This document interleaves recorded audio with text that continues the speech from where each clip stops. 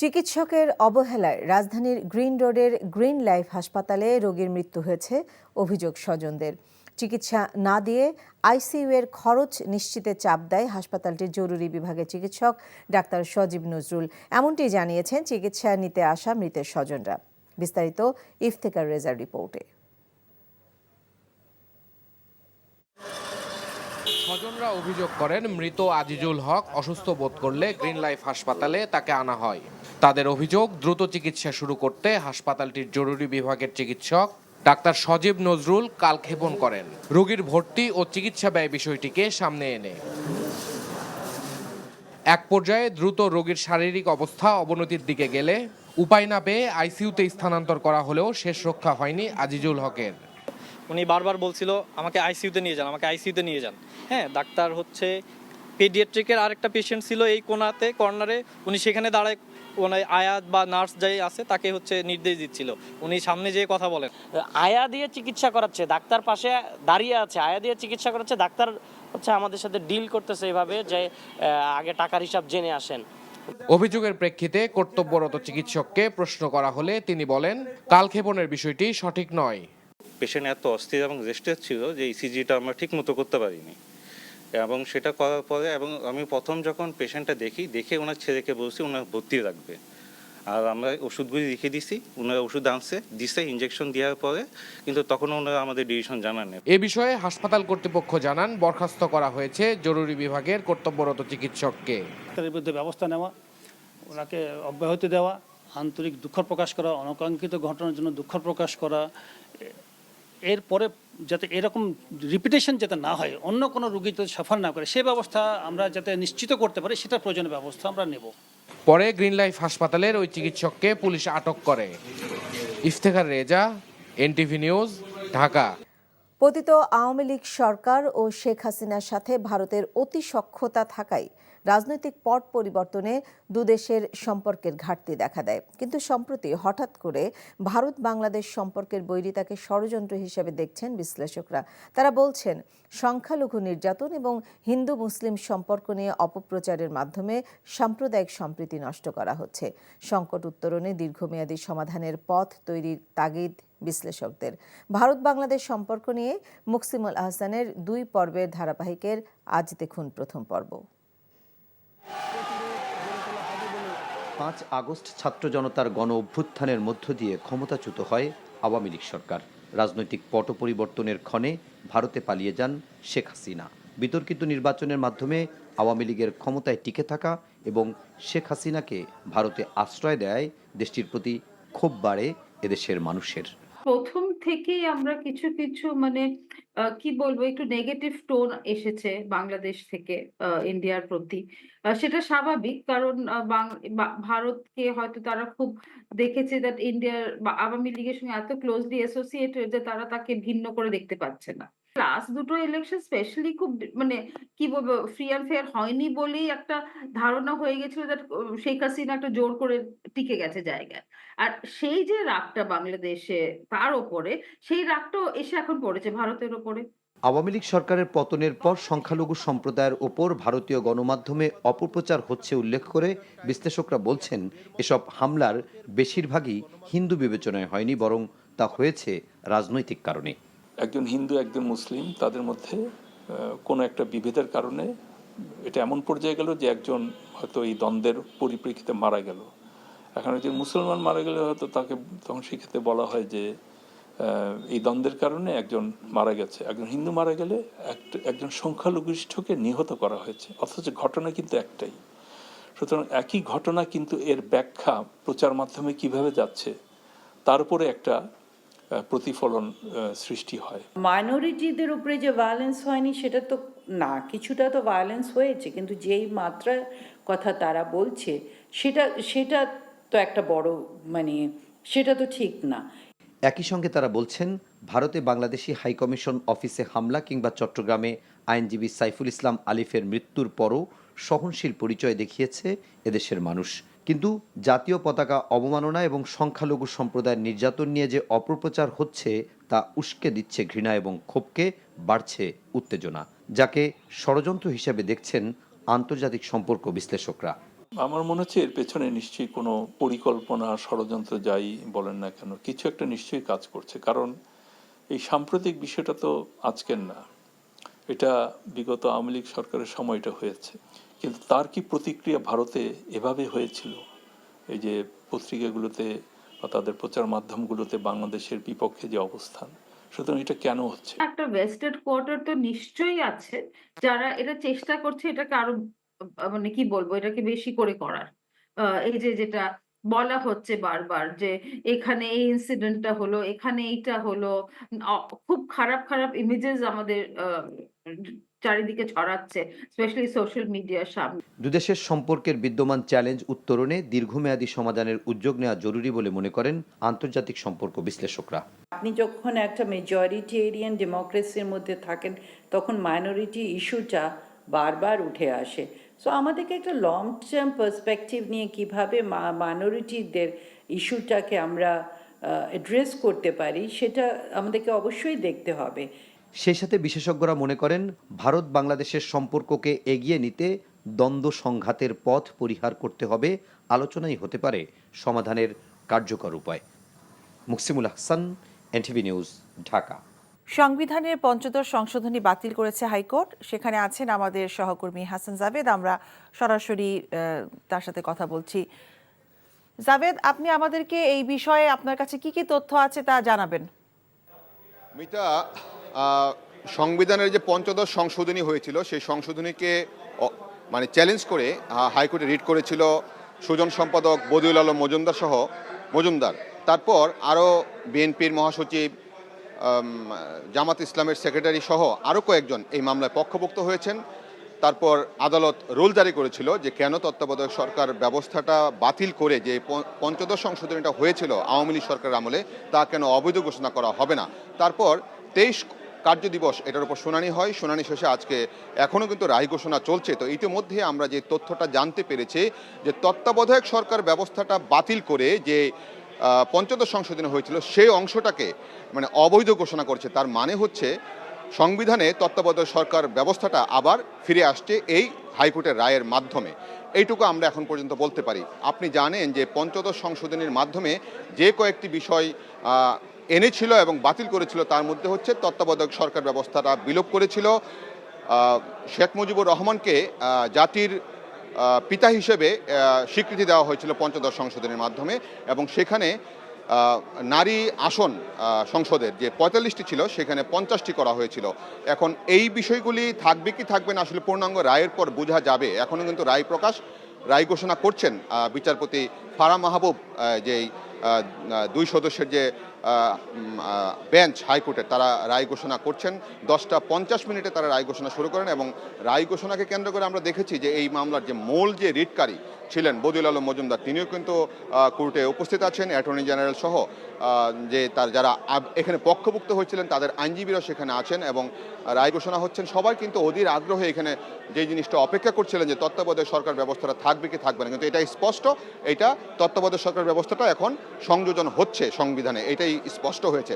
আরেকটি বিষয় হচ্ছে কোর্ট যে অবজারভেশনে বলেছেন যে 4টি মূলনীতির উপর যে সংবিধান প্রতিষ্ঠিত হয়েছিল সেই মূলনীতিগুলিকে ওভারকাম করে এই ব্যবস্থাটা, এই সংশোধনীটা করা হয়েছিল, এটা একটা অন্যায় হয়েছিল এমনটাও কিন্তু তারা তাদের অবজারভেশনে বলেছেন। তো এখন দেখা যাক আসলে মূল রায়টা যখন প্রকাশ হবে আর কোন কোন বিষয়টা এখানে অবৈধ ঘোষণা হবে বা থাকবে আমরা সেটা স্পষ্ট করতে পারবো। আমরা এখন সেই পূর্ণাঙ্গ রায়টা যখন শুনতে পাবো তখনই আসলে বলতে পারবো। এখন একটা বিষয় স্পষ্ট যে তত্ত্বাবধায়ক সরকার ব্যবস্থাটা আবার ফিরে আসছে।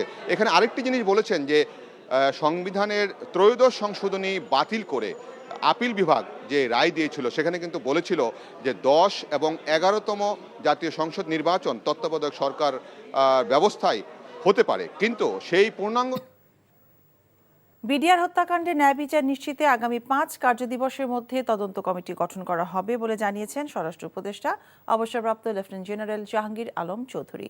যেখানে বিচারপতি, সশস্ত্র বাহিনীর সদস্যরাও থাকবেন, প্রয়োজনে এটি কমিশনও হতে পারে বলে জানান তিনি। সচিবালয়ে এক ব্রিফিংয়ে এসব কথা বলেন তিনি। উপদেষ্টা বলেন, বিডিআর হত্যাকাণ্ডের সুষ্ঠু বিচার করতে বদ্ধপরিকর অন্তর্বর্তীকালীন সরকার। এ লক্ষ্যে দায়িত্ব নেওয়ার পর থেকেই কাজ করে যাচ্ছেন তারা। জাহাঙ্গীর আলম চৌধুরী বলেন, শুধু স্বরাষ্ট্র উপদেষ্টা হিসেবেই নয়, একজন সাধারণ নাগরিক এবং সেনাবাহিনীর প্রাক্তন সদস্য হিসেবে শুরু থেকেই তিনি বিডিআর হত্যাকাণ্ডের ন্যায় বিচার দাবি করে আসছেন।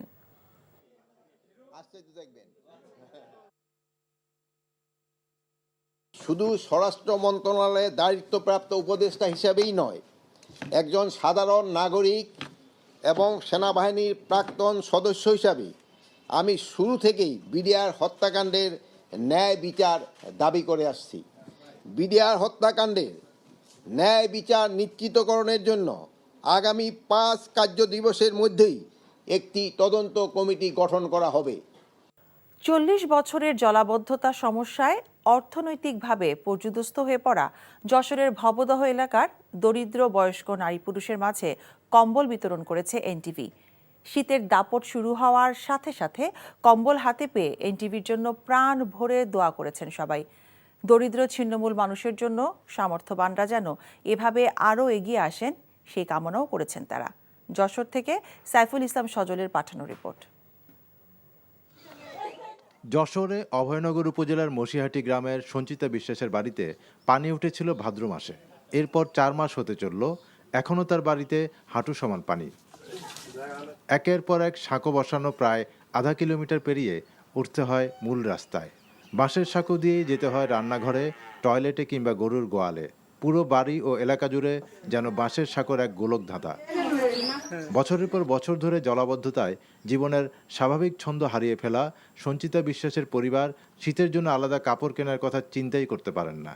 সঞ্চিতা বিশ্বাসের মতোই একই অবস্থা মসিহাটি গ্রামের বিমল মণ্ডল, কালিদাসী বিশ্বাস সহ শত শত বাসিন্দার। এমন অসহায় মানুষদের বাড়িতে গিয়ে এনটিভির সৌজন্যে পৌঁছে দেওয়া হয় কম্বল। ধরো কিছু বানাতে টানাতে পারতেছি না, কম্বল দিলে একটু সুবিধা হয় আমাকে।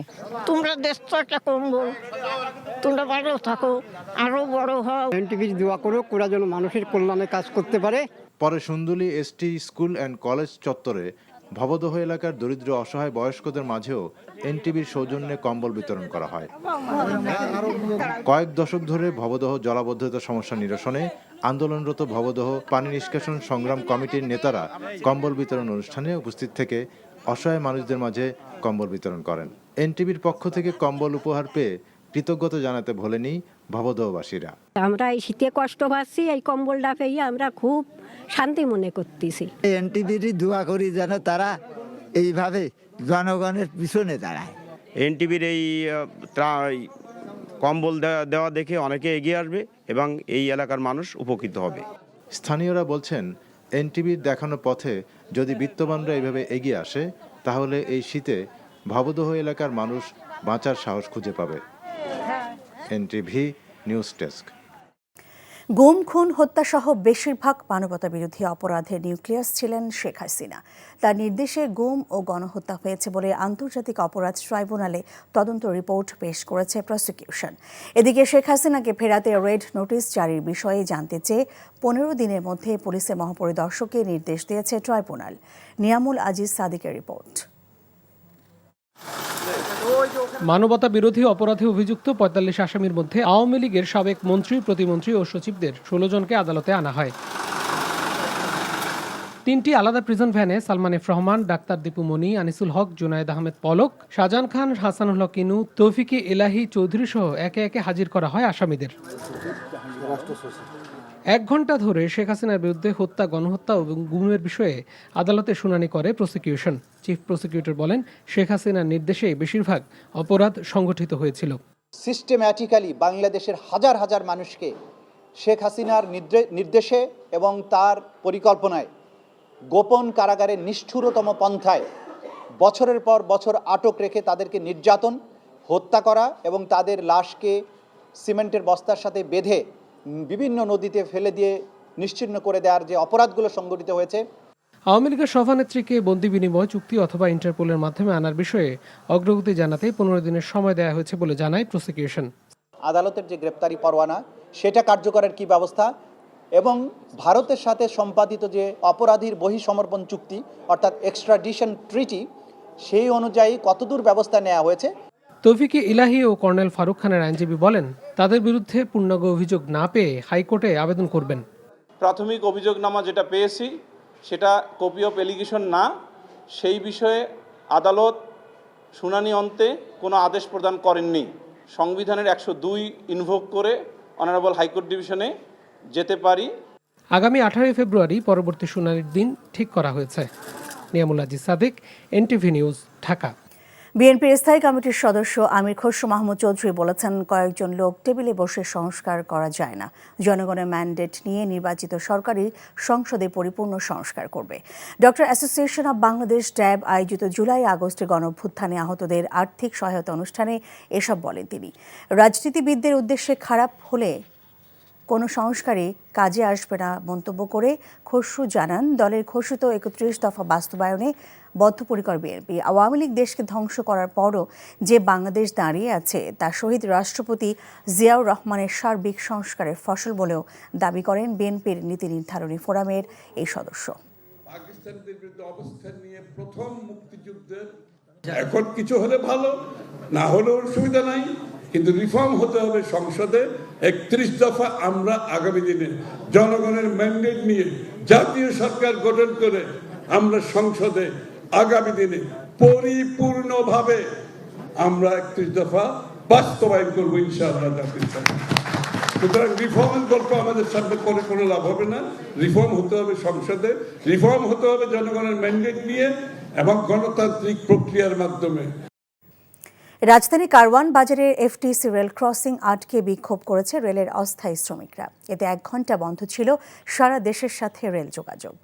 এফটিসি রেল ক্রসিংয়ে রেলওয়ের অস্থায়ী শ্রমিক কর্মচারীরা বেতন বকেয়া পরিশোধের দাবিতে সকাল 10টা থেকে রেল লাইন আটকে বিক্ষোভ করে। এতে ঢাকার সাথে সারা দেশের রেল যোগাযোগ বন্ধ হয়ে পড়ে। ভোগান্তিতে পড়ে রেল যাত্রীরা। 30 মিনিট পর অবরোধ তুলে নিলে রেল চলাচল স্বাভাবিক হয়।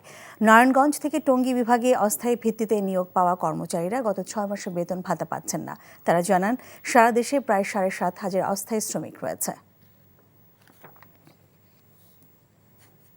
সিনিয়র সহকারী সচিব থেকে যুগ্ম সচিব পর্যন্ত পদোন্নতির ক্ষেত্রে পরীক্ষা নেওয়া হবে। এছাড়া ক্যাডারের পরিবর্তনের ক্ষেত্রেও পরীক্ষা দিয়ে পাস নম্বর পেতে হবে। প্রশাসন সংস্কারে এমন সুপারিশ করেছে জনপ্রশাসন সংস্কার কমিশন।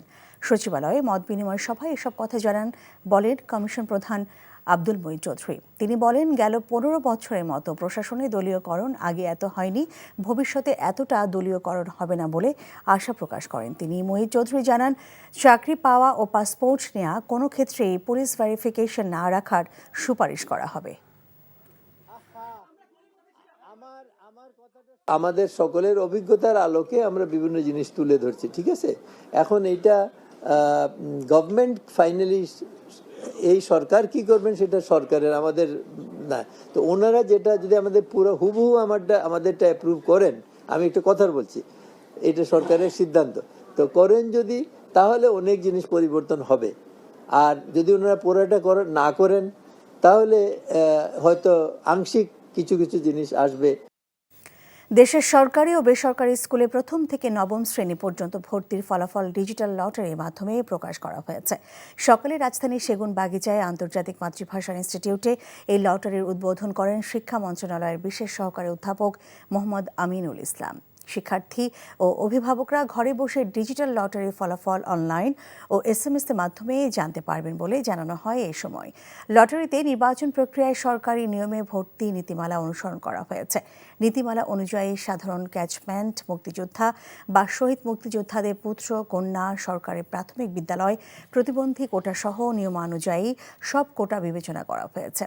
শূন্য আসন থাকার সাপেক্ষে এবং প্রার্থীর নিজ নিজ ক্ষেত্রে ক্লাস, শিফট ও পছন্দের ক্রমানুযায়ী বাছাই প্রক্রিয়া সম্পন্ন করা হয়েছে বলেও জানানো হয় মাউসির পক্ষ থেকে। পোশাক খাতে শ্রমিক অসন্তোষের বড় কারণ বকেয়া বেতন আর বেকার সমস্যা বলে মনে করেন শ্রম সংস্কার কমিশনের প্রধান সৈয়দ সুলতান উদ্দিন আহমদ। তিনি বলেন, অটোমেশনের কারণে চাকরি হারানো শ্রমিকরা এই কারখানার আন্দোলন করছে। রাজধানী গুলশানের সিপিডি আয়োজিত সেমিনারে তিনি এসব কথা বলেন। এই সময় পিছিয়ে পড়া তরুণীদের কাজের সুযোগ নিশ্চিত করতে জেলাভিত্তিক নীতি তৈরির তাগিদ দেন গবেষকরা। শ্রমিককে ভালো কাজের জন্য তৈরি করা প্রধান উদ্দেশ্য হওয়া উচিত জানিয়ে তাদের দক্ষ করে গড়ে তোলার ওপর জোর দেন শ্রম সংস্কার কমিশনের প্রধান। বলেন, স্কিল দিয়ে শেষ করা কাজ নয়, জেলা পর্যায়ে কর্মসংস্থান মডেল তৈরি করার নীতি গ্রহণ করতে হবে। সংবিধানের পঞ্চদশ সংশোধনী আংশিক বাতিল করেছে হাইকোর্ট। এ রায়ের ফলে সংবিধানে তত্ত্বাবধায়ক সরকার ব্যবস্থা ফিরছে। একই সাথে সংবিধানে গণভোটে বিধান ফিরিয়ে এনেছে আদালত। মঙ্গলবার পঞ্চদশ সংশোধনী আংশিক অবৈধ ঘোষণা করে রায় দেন বিচারপতি ফারাহ মাহবুব ও বিচারপতি দেবাশিস রায় চৌধুরীর দ্বৈত বেঞ্চ। রায় পর্যবেক্ষণে আদালত বলেছে, পঞ্চদশ সংশোধনীর মাধ্যমে সংবিধানের মৌলিক কাঠামো ধ্বংস করা হয়েছিল। রিপোর্ট করছেন Hasan Jabed. Constitution 15 Amendment Bill 2011 সংসদে পাশ হলো। 2011 সালে তৎকালীন আওয়ামী লীগ সরকার তত্ত্বাবধায়ক সরকার ব্যবস্থা বাতিল করে সংবিধানের পঞ্চদশ সংশোধনী আনে, যাতে 54টি বিষয়ে সংযোজন, পরিমার্জন ও পরিবর্তন করা হয়। সেই সংশোধনীর বৈধতা চ্যালেঞ্জ করে হাইকোর্টে রিট করেন সুজন সম্পাদক বদিউল আলম মজুমদার সহ 5 বিশিষ্ট নাগরিক। রিটের প্রাথমিক শুনানি শেষে রুল জারি করে আদালত। সেই রুলের শুনানিতে পক্ষভুক্ত হন বিএনপি মহাসচিব, জামায়াতের সেক্রেটারি জেনারেল সহ আরও কয়েকজন। শুনানি শেষে মঙ্গলবার রায় দেয় আদালত। রায়ে তত্ত্বাবধায়ক সরকার ব্যবস্থা বাতিল সহ 6টি ধারাকে অবৈধ ঘোষণা করেছে। কেয়ারটেকার সিস্টেমটাকে বাতিল করাটা ওনারা অবৈধ ঘোষণা করেছেন। সংবিধানের একটা জায়গা ওনারা দিয়েছিলেন 44(2)তে, সরকার ইচ্ছা করলে যে কোনো জায়গায় হাইকোর্ট বসায় দিতে পারবেন, এটা অবৈধ। থার্ড, ওনারা বলেছেন রেফারেন্ডামের বিষয়ে সরকার যেভাবে সংকুচিত করেছিলেন, রেফারেন্ডামে জনগণের যে পাওয়ার, সেই পাওয়ারটা যেভাবে সংকুচিত করেছিলেন, সেই সংকুচিত করাটাকে ওনারা অবৈধ ঘোষণা করেছেন। This also hits the basic structure of our constitution. রায়ের পর্যবেক্ষণে আদালত বলে, তত্ত্বাবধায়ক সরকার রাজনৈতিক ঐক্যমত্যের ভিত্তিতে হয়েছিল, যে কারণে এটি সংবিধানের মৌলিক ভিত্তি হয়ে গেছে। সেই ভিত্তিকে ধ্বংস করা হয়েছে, অর্থাৎ গণতন্ত্র ধ্বংস হয়েছে পঞ্চদশ সংশোধনীর মাধ্যমে। 15th অ্যামেন্ডমেন্ট করে তারা জনগণের ভোটের অধিকার হরণ করেছেন। যেখানে জনগণ হচ্ছে সমস্ত ক্ষমতার মালিক, সেই জনগণকে অবজ্ঞা করে 15th অ্যামেন্ডমেন্ট করেছেন। 15th অ্যামেন্ডমেন্ট করা হয়েছিল আওয়ামী লীগকে চিরস্থায়ী বন্দোবস্ত এবং শেখ হাসিনাকে চিরস্থায়ীভাবে প্রধানমন্ত্রী করার জন্য। যে কারণে মহামান্য আদালত বলেছেন অবজারভেশনে যে 15th অ্যামেন্ডমেন্টে will of the people reflected হয়নি। সাতের ক্ষতে যে এগুলো কোথাও চ্যালেঞ্জ করা যাবে না। তিনি বলছেন যে যদি সুপ্রিমেসি অফ দ্য কনস্টিটিউশন, দেশের সার্বভৌমত্ব বিনষ্ট হয়, তাহলে অবশ্যই এগুলোকে আদালতে প্রশ্ন উত্থাপন করা যাবে এবং supreme court is the guardian of the constitution. এই রায়কে ঐতিহাসিক উল্লেখ করে রিটকারী বলেন, এর ফলে কেউ আর ফেসিবাদী হয়ে উঠতে পারবে না।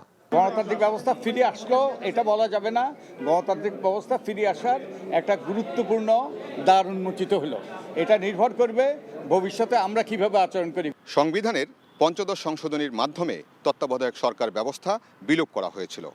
এর ফলে গণতন্ত্রের প্রাতিষ্ঠানিক মৃত্যু হয়েছিল এবং গত 3টি নির্বাচন অবাধ, সুষ্ঠু, নিরপেক্ষ হয়নি, একদলীয়ভাবে হয়েছিল, যা বারবার রাজনৈতিক দলগুলো বলে আসছিল। হাইকোর্ট সেই পঞ্চদশ সংশোধনীর কয়েকটি ধারা বাতিল করার ফলে আবার গণতন্ত্রের প্রাতিষ্ঠানিক রূপ পাবে এবং কেউ স্বৈরাচারী বা এককভাবে নির্বাচন করার আর চিন্তা করবে না, এমনটাই মনে করছেন আইনজীবীরা। Hasan Jabed, NTV news, Bangladesh supreme court, Dhaka. সংবিধান রাষ্ট্র মেরামত ব্যবস্থার গণতান্ত্রিক সংস্কার এবং অর্থনৈতিক মুক্তির লক্ষ্যে রাষ্ট্র মেরামতের 31 দফা নিয়ে বিএনপির ঢাকা বিভাগের 3টি স্থানে কর্মশালা আয়োজন করা হয়েছে। এই 3টি জেলা কর্মশালা ঢাকা জেলা কাকরাইল ডিপ্লোমা ইঞ্জিনিয়ারিং ইনস্টিটিউট হলে, গাজীপুরে চান্দনা চৌরাস্তা এলাকার সাগর সৈকত কনভেনশন সেন্টারে এবং নারায়ণগঞ্জে সিদ্ধিরগঞ্জে হীরাঝিলে Giasuddin model school and college মাঠে এই কর্মশালা চলছে। বিকেলে ভার্চুয়ালি যুক্ত হয়ে প্রধান অতিথি হিসেবে প্রশ্ন উত্তর পর্বে বক্তব্য রাখছেন বিএনপির ভারপ্রাপ্ত চেয়ারম্যান তারেক রহমান। এতে জেলা ও মহানগরীর বিভিন্ন এলাকা হতে নেতাকর্মীরা অংশ নিয়েছে।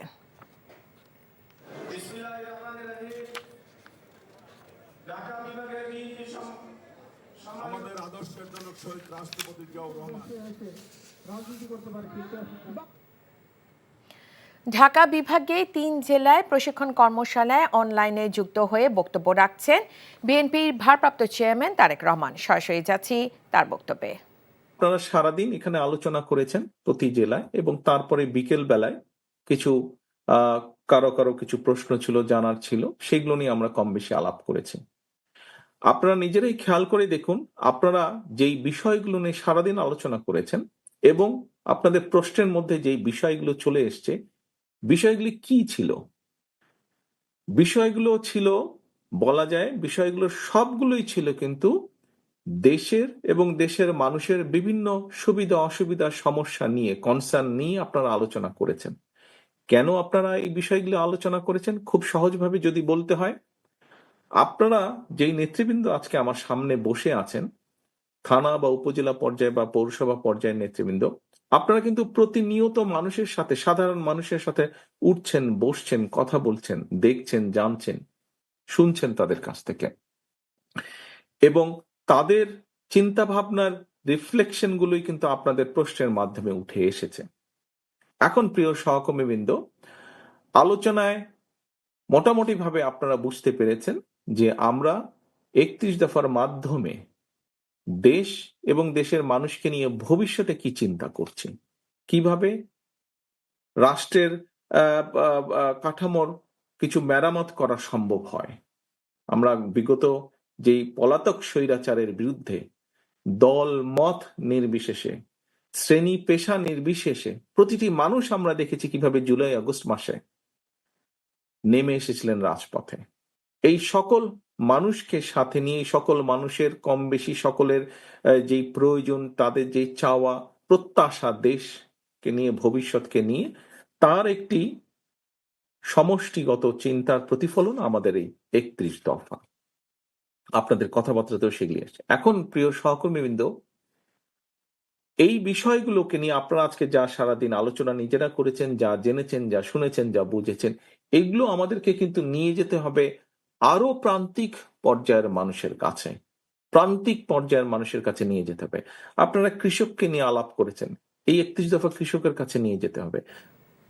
প্রধান উপদেষ্টা ডক্টর মোহাম্মদ ইউনূস ত্রয়োদশ জাতীয় সংসদ নির্বাচনের যে সম্ভাব্য সময়সীমার কথা বলেছেন, সে অনুযায়ী নির্বাচন করতে নির্বাচন কমিশন প্রস্তুত বলে জানিয়েছেন প্রধান নির্বাচন কমিশনার এএমএম নাসির উদ্দিন। মঙ্গলবার দুপুরে রাজধানীর নির্বাচন ভবনে সাংবাদিকদের প্রশ্নের জবাবে সিইসি একথা জানান। তিনি বলেন, নতুন কমিশন দায়িত্ব নেওয়ার প্রথম দিন থেকে নির্বাচনে প্রস্তুতিমূলক কাজ শুরু করেছে। সুন্দরভাবে নির্বাচন সম্পন্ন করার জন্য যা যা প্রস্তুতি দরকার তারা তা এগিয়ে নিচ্ছেন বলেও জানান। সংসদীয় আসনের সীমানা পুনর্নির্ধারণের বিষয়ে সিইসি বলেন, সীমানা পুনর্নির্ধারণ হবে ন্যায্যতার ভিত্তিতে। অতীতে সীমানা নির্ধারণের ক্ষেত্রে যদি কোনো অনিয়ম হয়, কোনো প্রার্থীকে জেতানোর জন্য বা কাউকে হারানোর জন্য উদ্দেশ্য প্রণোদিতভাবে কোনো সীমানা পুনর্নির্ধারণ হয়ে থাকে, কমিশন সেটা দেখবে বলেও জানান তিনি।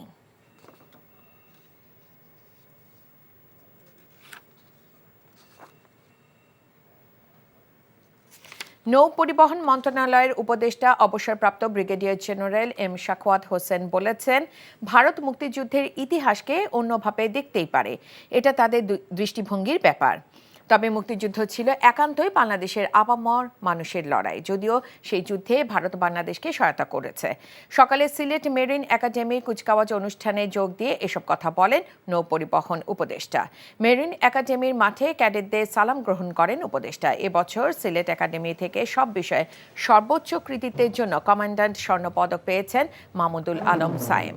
অনুষ্ঠান শেষে ভারতের প্রধানমন্ত্রী নরেন্দ্র মোদী টুইট প্রসঙ্গে সাংবাদিকদের প্রশ্নের জবাবে তিনি বলেন, এটা কেবল নরেন্দ্র মোদী তার মতো করে বলেছেন, তবে তার এমন মন্তব্যে মুক্তিযোদ্ধারা আহত হয়েছেন।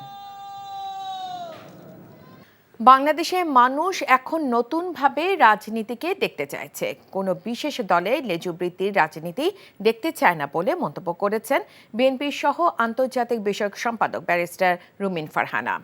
দুপুরে ব্রাহ্মণবাড়িয়ার সাংবাদিকদের সাথে মতবিনিময়কালে তিনি এসব কথা বলেন। মানুষ এখন নতুনভাবে রাজনীতিকে দেখতে চাইছে মন্তব্য করে রুমিন ফারহানা বলেন, দেশে মানুষ নতুন ধারার রাজনীতি চাইছে, কোনো বিশেষ দলের লেজুবৃত্তির রাজনীতি দেখতে চায় না। জেলা বিএনপি ও এর সহযোগী সংগঠনের নেতৃবৃন্দ এই সময় সেখানে উপস্থিত ছিলেন। গাজীপুরে কালিয়াকৈরে শিক্ষার্থী তাজবির হোসেন শিহান হত্যা ঘটনায় 6 জনকে গ্রেফতার করেছে পুলিশ। পুলিশ জানায়, ইস্ট ওয়েস্ট ইউনিভার্সিটিতে অধ্যয়নরত শিক্ষার্থী তাজবির হোসেন মৌচাক হানিফ স্পিনিং মিলের সামনে গত বৃহস্পতিবার ভোরে ছিনতাইকারীর কবলে পড়ে। এ সময় তাকে ছুরিকাঘাত করে তার mobile phone, student card, visa card, money bag ও হাতে থাকা ব্যাগ ছিনিয়ে নিয়ে যায় দুর্বৃত্তরা। পরে ঘটনাস্থলে তার মৃত্যু হয়। এ ঘটনায় নিহতের বাবা বাদী হয়ে থানায় মামলা দায়ের করেন। লালমনিরহাট থেকে সরাসরি বুড়িমারি থেকে চলাচলের দাবিতে রেলপথ অবরোধ করেছে স্থানীয় এলাকাবাসী। সরাসরি বুড়িমারি টু ঢাকা আন্তনগর ট্রেন বাস্তবায়ন আন্দোলন পরিষদের ব্যানারে দুপুরে জেলার হাতীবান্ধা রেলওয়ে স্টেশনে অবরোধ করেন স্থানীয়রা। এতে ওই স্টেশনে বুড়িমারি থেকে লালমনিরহাটগামী একটি ট্রেন আটকে পড়ে। আন্দোলনকারীরা বলছেন, নামে বুড়িমারি এক্সপ্রেস হলেও সেটি চলে লালমনিরহাট ঢাকা পথে। ফলে জেলার 5 উপজেলার মধ্যে 4 উপজেলার মানুষই এই সুবিধা থেকে বঞ্চিত হচ্ছে। ওই ট্রেনে উঠতে পাটগ্রাম, হাতীবান্ধা, কালীগঞ্জ ও আদিতমারি উপজেলার মানুষকে অন্য যানবাহনে লালমনিরহাট যেতে হয়। এতে দুর্ভোগের পাশাপাশি অতিরিক্ত খরচ হয়। একই দাবিতে হাতীবান্ধা বাস স্ট্যান্ড এলাকায় সড়ক অবরোধ করছে বিক্ষুব্ধরা। বাগেরহাটে একই এলাকায় বিএনপির 2 গ্রুপ অনুষ্ঠান ডাকায় সংঘর্ষ এড়াতে 144 ধারা জারি করেছে প্রশাসন। কচুয়া উপজেলা গোয়ালমাঠ এলাকায় বিএনপির জনসভা ও বিএনপি সমর্থিত সাবেক সংসদ সদস্য MAH সেলিমের সংবর্ধনা অনুষ্ঠানে ঘোষণা দেয়। ইউএনও KM আবু নওশাদ বলেন, উভয় অনুষ্ঠান স্থল অত্যন্ত নিকটবর্তী। অনাকাঙ্ক্ষিত ও অপ্রীতিকর ঘটনা এড়াতে আজ সকাল 10টা থেকে সন্ধ্যা 6টা পর্যন্ত 144 ধারা জারি করা হয়। বাংলাদেশে চক্ষু চিকিৎসায় অপটোমেট্রির গুরুত্বপূর্ণ ভূমিকা রয়েছে বলে জানিয়েছেন চক্ষু বিশেষজ্ঞরা। চট্টগ্রামের ফয়েজ লেক সি ওয়ার্ল্ডে অনুষ্ঠিত এক সেমিনারে সভাপতিত্ব করেন সোসাইটির প্রেসিডেন্ট মোহাম্মদ দিদারুল ইসলাম। এতে দেশ বিদেশে স্বনামখ্যাত অপটোমেট্রিস্ট ও চক্ষু বিশেষজ্ঞরা অংশ নেন। দিদারুল ইসলাম বলেন, বাংলাদেশের জেলা উপজেলা পর্যায়ে সরকারি ভিশন সেন্টারগুলোতে জরুরি ভিত্তিতে অপটোমেট্রিস্ট নিয়োগ এখন সময়ের দাবি। পতিত স্বৈরাচার শেখ হাসিনা ও তার পরিবারের অপর 3 সদস্যের বিরুদ্ধে রূপপুর পারমাণবিক বিদ্যুৎ কেন্দ্র ও অন্যান্য মেগা প্রকল্পের মোট 80,000 কোটি টাকা পাচারের অভিযোগ তদন্ত করতে যাচ্ছে দুর্নীতি দমন কমিশন দুদক। কমিশন জানায়, শেখ হাসিনা, তার বোন শেখ রেহানা, ছেলে সজীব অজেদ জয় ও ভাগ্নি টিউলিপ সিদ্দিকের বিরুদ্ধে অনুসন্ধানে নামবেন তারা। নাজিবুর রহমানের রিপোর্ট। ঘরে ঘরে বিদ্যুৎ পৌঁছে দেওয়ার মিথ্যা আশ্বাসে তড়িঘড়ি করে রূপপুর পারমাণবিক বিদ্যুৎ কেন্দ্র নির্মাণের প্রকল্প হাতে নিয়েছিল শেখ হাসিনা সরকার, যার মূল পরিকল্পনাকারী শেখ হাসিনা ও তার পরিবারের সদস্যরা। সরকার পতনের পর বিশাল এ প্রকল্পে হরিলুটের কথা উঠে আসে সংবাদ মাধ্যমে। বলা হয়, শেখ হাসিনা ও তার পরিবারের সদস্যরা মিলে 500 কোটি ডলারের বেশি এবং বিভিন্ন প্রকল্প থেকে প্রায় 80,000 কোটি টাকা পাচার করেছেন। অভিযোগ অনুযায়ী গণ অভ্যুত্থানে ক্ষমতাচ্যুত শেখ হাসিনা, তার বোন শেখ রেহানা, ছেলে জয় ও ভাগ্নি টিউলিপ সিদ্দিকী মালয়েশিয়ার একটি ব্যাংকের মাধ্যমে এত বিশাল অঙ্কের টাকা পাচার করেছেন। এমন খবরের প্রায় 2 মাস পর এ ঘটনার অনুসন্ধানের কথা জানালো দুদক। জনাব শেখ হাসিনা, সাবেক প্রধানমন্ত্রী, গণপ্রজাতন্ত্রী বাংলাদেশ সরকার, ঢাকা ও অন্যান্যর বিরুদ্ধে ক্ষমতার অপব্যবহার, প্রতারণা, অনিয়ম ও দুর্নীতির মাধ্যমে 8টি বিভিন্ন প্রকল্পের আড়ালে 21,000 কোটি টাকা আত্মসাতের একটি অভিযোগ দুর্নীতি দমন কমিশনে দাখিল হয়েছে এবং সেই অভিযোগের বিষয়ে অনুসন্ধানের সিদ্ধান্ত গৃহীত হয়েছে। অভিযোগ রয়েছে প্রকল্প বাস্তবায়নকারী সংস্থা রোসাটম মালয়েশিয়ার একটি ব্যাংকের মাধ্যমে শেখ হাসিনাকে অর্থ আত্মসাতের সুযোগ করে দেয়, যেখানে জড়িত ছিলেন তার পরিবারের সদস্যরা। তাই সর্বোচ্চ গুরুত্ব দিয়ে এই ঘটনার অনুসন্ধান করতে চায় দুর্নীতি দমন কমিশন। অনুসন্ধানের সিদ্ধান্তের প্রেক্ষিতে এতে অনুসন্ধান দল গঠন করা হবে এবং তারা এই অভিযোগ অনুসন্ধান করবে। এছাড়া শেখ পরিবারের বিরুদ্ধে আশ্রয়ন প্রকল্প থেকে অর্থ আত্মসাতের অভিযোগ খতিয়ে দেখবে দুদক। Najibur Rahman, NTV news, Dhaka. প্রধান উপদেষ্টা ডক্টর মোহাম্মদ ইউনূসের ভাষণে আগামী জাতীয় সংসদ নির্বাচনের স্পষ্ট রোডম্যাপ দেওয়া হয়েছে উল্লেখ করে তার প্রেস সচিব শফিকুল আলম বলেছেন, 2026-এ 30 জুনের মধ্যেই হবে আগামী জাতীয় সংসদ নির্বাচন। বিকেলে রাজধানীর বেইলি রোডে ফরেন সার্ভিস একাডেমিতে সংবাদ সম্মেলনে তিনি বলেন, সংক্ষিপ্ত সংস্কারের পর হলে 25শে ডিসেম্বরে, আর বেশি সংস্কারের প্রয়োজন হলে 26শে জুনের মধ্যেই নির্বাচন হবে। উপপ্রেস সচিব আজাদ মজুমদার বলেন, জাতীয় ঐক্যমত কমিশনের প্রস্তাবনা অনুযায়ী আগামী সংসদ নির্বাচনের দিনক্ষণ ঘোষণা করবে নির্বাচন কমিশন। ব্রিফিংয়ে জানানো হয়, D8 সম্মেলনে যোগ দিতে কায়রো যাচ্ছেন প্রধান উপদেষ্টা। 3 দিনের সফর শেষে শুক্রবার তার দেশে ফেরার কথা রয়েছে।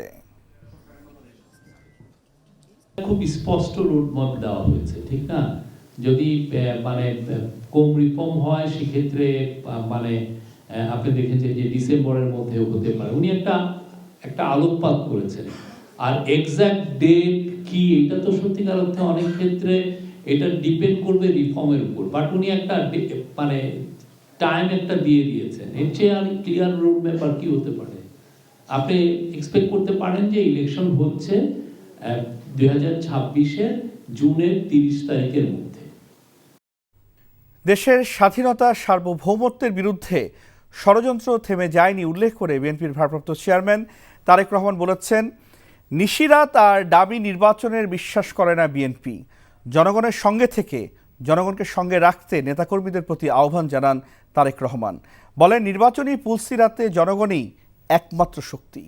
হাসান মাহমুদের রিপোর্ট। আমি চাই এবং আমি বিশ্বাস ঢাকার কাকরাইল ডিপ্লোমা ইঞ্জিনিয়ারিং ইনস্টিটিউশন মিলনায়তন, গাজীপুরের চান্দনা চৌরাস্তার সাগর সৈকত কনভেনশন সেন্টার এবং নারায়ণগঞ্জের সিদ্ধিরগঞ্জের হিরাঝিলের একটি স্কুল মাঠে 31 দফা রাষ্ট্র সংস্কার নিয়ে বিএনপির ঢাকা বিভাগের পৃথক কর্মশালা অনুষ্ঠিত হয়েছে। বাংলাদেশের বিভিন্ন সেক্টরকে তারা ধ্বংস করেছে। লন্ডন থেকে অনলাইনে কর্মশালায় যুক্ত হয়ে তারেক রহমান বলেন, 31 দফাকে প্রান্তিক পর্যায়ের মানুষের কাছে নিয়ে যেতে হবে। তিনি বলেন, সবাইকে সতর্ক থাকতে হবে, কারণ ষড়যন্ত্র শেষ হয়নি। বাংলাদেশের স্বাধীনতার বিরুদ্ধে, সার্বভৌমত্বের বিরুদ্ধেও ষড়যন্ত্র অব্যাহত রয়েছে, থেমে যায়নি। স্বৈরাচার পালিয়ে গেছে, স্বৈরাচারের মাথা পালিয়ে গিয়েছে, কিন্তু লেজ শরীরের অনেকাংশ অবশিষ্ট রয়ে গিয়েছে। তারা কিন্তু ভিতরে ভিতরে ষড়যন্ত্র করছে। ষড়যন্ত্রের অংশ হিসাবে আমাদের ভিতরে অনেককে এজেন্ট ঢুকিয়ে দিয়েছে। এইগুলা ব্যাপারেও আমাদেরকে অ্যালার্ট থাকতে হবে। আপনাদের নেতা হিসেবে আপনাদের প্রত্যেকের প্রতি আমার নির্দেশনা থাকবে, শক্ত হাতে সেই লোকগুলোকে দমন করতে হবে। তারেক রহমান বলেন, বিএনপি জনগণের ভোটে বিশ্বাস করে, কোনো রাতের কারসাজিতে নয়। আমরা আমিরামির নির্বাচনে তো বিশ্বাসী না, আমরা নিশিরাতের নির্বাচনেও বিশ্বাসী না, আমরা ভোট ডাকাতের নির্বাচনেও বিশ্বাসী না। আমরা একটি স্বচ্ছ স্বাভাবিক নির্বাচনে বিশ্বাসী। আপনাদেরকে আমি 100% গ্যারান্টি দিয়ে বলতে পারি, কেউ যদি মনে মনে ভেবে থাকেন আরে এখানে তো প্রধান প্রতিপক্ষ নাই অথবা দুর্বল হয়ে গেছে, নির্বাচন খুব সহজ হবে, no no no and no. এই নির্বাচন অতীতের যে কোনো নির্বাচনের থেকে অনেক অনেক অনেক কঠিন হবে। জনগণের সঙ্গে থেকে নিজেদের মধ্যে গুণগত পরিবর্তন আনতে নেতাকর্মীদের প্রতি আহ্বান জানান তারেক রহমান। যতটুকু সুযোগ আছে, যতটুকু সময় আছে। হাসান মাহমুদ, এনটিভি নিউজ, ঢাকা। জনপ্রশাসনে উপসচিব ও যুগ্ম সচিব পদে পরীক্ষার মাধ্যমে পদোন্নতির সুপারিশের সিদ্ধান্ত নিয়েছে জনপ্রশাসন সংস্কার কমিশন। দুপুরে সচিবালয়ে সাংবাদিকদের মতবিনিময় সভায় একথা জানান কমিশন প্রধান আব্দুল মুঈদ চৌধুরী। বলেন, চাকরি ও পাসপোর্ট পাওয়ার ক্ষেত্রে পুলিশ ভেরিফিকেশন প্রথা তুলে দেয়া এবং সুপারিশ করা হবে। রিপোর্ট করছেন রকনউদ্দিন। জবাবদিহিতামূলক, দক্ষ ও নিরপেক্ষ জনপ্রশাসন ব্যবস্থা গড়ে তোলার লক্ষ্যে 3 অক্টোবর গঠন করা হয় জনপ্রশাসন সংস্কার কমিশন। 1.5 মাস পর মঙ্গলবার সচিবালয়ে দায়িত্ব পালন করা সাংবাদিকদের সাথে মত বিনিময় করেন জনপ্রশাসন সংস্কার কমিশনের প্রধান ও সদস্য সচিব। এ সময় সাংবাদিকদের পক্ষ থেকে বিভিন্ন মতামত তুলে ধরা হয়। তার প্রেক্ষিতে কমিশন প্রধান জানান, পদোন্নতির ক্ষেত্রে পরীক্ষার পাশাপাশি উপসচিব পদে প্রশাসন ক্যাডারের জন্য 50% এবং অন্য ক্যাডার থেকে 50% নেবার সুপারিশ করা হচ্ছে। সুপারিশ করা হবে পুলিশ ভেরিফিকেশন প্রথা তুলে দেবারও। পুলিশ ভেরিফিকেশন একটা ম্যান্ডেটরি, এটা আমরা রিকমেন্ড করতেছি, এটা থাকবে না, কোথাও থাকবে না। আপনি নাগরিক পাসপোর্ট নেবেন, আপনার নাগরিক অধিকার, পরীক্ষা ছাড়া কেউ হবে না। পাবলিক সার্ভিস কমিশন পরীক্ষা নেবে এবং 70 মার্ক না পেলে প্রমোশন পাবেন। গেল 15 বছরে প্রশাসনের দলীয়করণ হয়েছে দাবি করে ভবিষ্যতে তা যেন না হয় সে লক্ষ্যে সুপারিশ থাকবে বলেও জানান আব্দুল মুঈদ চৌধুরী। দলীয়করণ এর আগে এরকম করা হয় নাই, এইটাই প্রথম করা হয়েছে, এর আগে করা হয় নাই। এটা 15 বছরের একটা এটা আমার মনে হয় না ভবিষ্যতে থাকবে। ব্যুরোক্রেসি সরকারকে, নির্বাচিত সরকারকে কন্ট্রোল করবে। This is contrary to democratic values. Faridpur ও কুমিল্লাকে আলাদা বিভাগ করার সুপারিশ করা হবে বলে জানান জনপ্রশাসন সচিব। আর কোনো কর্মকর্তাকে সাধারণ জনগণের স্যার সম্বোধন করার প্রয়োজন নেই বলেও জানান তিনি। বিগত সরকার জেন্ডার চেঞ্জ করে দিয়েছিল, পুরুষ মহিলা সবাইকে বাধ্যতামূলক স্যার ডাকতে হইতো। আপনারা জানেন তো, আপনারা মিডিয়াতে আছেন না, এই মেসেজ কিন্তু দেওয়া হয়েছে। মেন্টালি তারা এখন প্রস্তুত যে ভাই ডাকা মানে অসম্মান করা না, ভাই ডাকা মানে হলো আপন হওয়া। আর আপনারা মেয়েদের ব্যাপারে বলি, মেয়েরা তো আমরা ম্যাডাম ডাকলেও খুশি, আপা ডাকলেও খুশি, সবচেয়ে খুশি হলো আপু। এ সময় ছাত্র জনতার অভ্যুত্থানে সাংবাদিকদের ভূমিকা ছিল না মন্তব্য করায় তোপের মুখে পড়েন কমিশন প্রধান। বাকবিতণ্ডাও চলে বেশ রকনউদ্দিন, এনটিভি নিউজ, ঢাকা। আওয়ামী লীগ সাধারণ সম্পাদক ওবায়দুল কাদের 3 মাস দেশের কোথায় কিভাবে ছিলেন সরকারের কাছে সেই তথ্য নেই বলে জানিয়েছেন স্বরাষ্ট্র উপদেষ্টা এবং প্রধান উপদেষ্টার প্রেস সচিব। গ্রেপ্তারি পরোয়ানা জারির পরও কাদের 3 মাস ধরে কোথায় লুকিয়েছিলেন আর কিভাবে পালিয়ে গেলেন আইনশৃঙ্খলা বাহিনীর কাছে তা জানতে চেয়েছে আন্তর্জাতিক অপরাধ ট্রাইব্যুনাল। আরো জানাচ্ছেন মুকসিমুল আহসান। পালাবো না, কোথায় পালাবো? পালাবো না, প্রয়োজনে ফখরুল সাহেবের বাসায় গিয়ে উঠবো। এমন দম্ভ নিয়ে বড় গলায় রাজনীতির মাঠে আওয়ামী লীগ সাধারণ সম্পাদক বক্তব্য দিলেও 5 আগস্টে রাজনৈতিক পট পরিবর্তনের পর গা ঢাকা দেন ওবায়দুল কাদের। তিনি কোথায় আছেন, দেশে নাকি বিদেশে? ভেতরে ভেতরে এ নিয়ে নানা জল্পনা কল্পনা আর আলাপ আলোচনা থাকলেও বিষয়টি নিয়ে সংবাদ প্রচার করে একটি জাতীয় দৈনিক, যেখানে বলা হয় 95 দিন দেশে থাকলেও 8 নভেম্বর তিনি কলকাতায় পৌঁছেছেন। সংবাদপত্রটির তথ্য মতে তিনি এক বিশেষ স্থানে আদর যত্নে দিন কাটাচ্ছিলেন।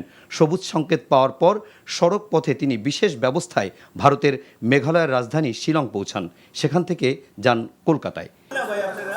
এমন সংবাদের ভিত্তিতে মঙ্গলবার বিষয়টি আন্তর্জাতিক অপরাধ ট্রাইব্যুনালের নজরে আনেন চিফ প্রসিকিউটর তাজুল ইসলাম। পরে এ নিয়ে নির্দেশনা দেয় আদালত। উনি দীর্ঘদিন গ্রেপ্তারি পরোয়ানা জারি হওয়ার পরে দেশে ছিলেন, কিন্তু তাকে গ্রেপ্তার করা যায়নি। সেজন্যই আদালত আজকে ব্যাখ্যা চেয়েছেন যে উনি কোথায় কিভাবে ছিলেন, কিভাবে পালালেন, এই ব্যাপারে যেন আইনশৃঙ্খলা রক্ষাকারী বাহিনী একটা প্রতিবেদন দেন। এবং আমরা আশা করব যে এই আন্তর্জাতিক অপরাধ ট্রাইব্যুনাল এইটা জাতীয় একটা ট্রাইব্যুনাল, যত শক্তিশালী সংস্থাই হোক, আইন শৃঙ্খলা রক্ষাকারী বাহিনী হোক, তারা যদি এটা পালন না করেন তাহলে ধরে নেওয়া হবে তারা রাষ্ট্রের সাথে সহযোগিতা করছেন না। এ বিষয়ে সরকারের সংশ্লিষ্ট কর্তা ব্যক্তিদের কাছে জানতে চাইলে তারা বলেন, ওবায়দুল কাদের এতদিন দেশে ছিলেন কিনা কিংবা কিভাবে দেশ ছেড়েছেন সেই তথ্য তাদের কাছে নেই। আমরা যদি তারে জানতাম আমরা অবশ্যই ধরে ফেলতাম।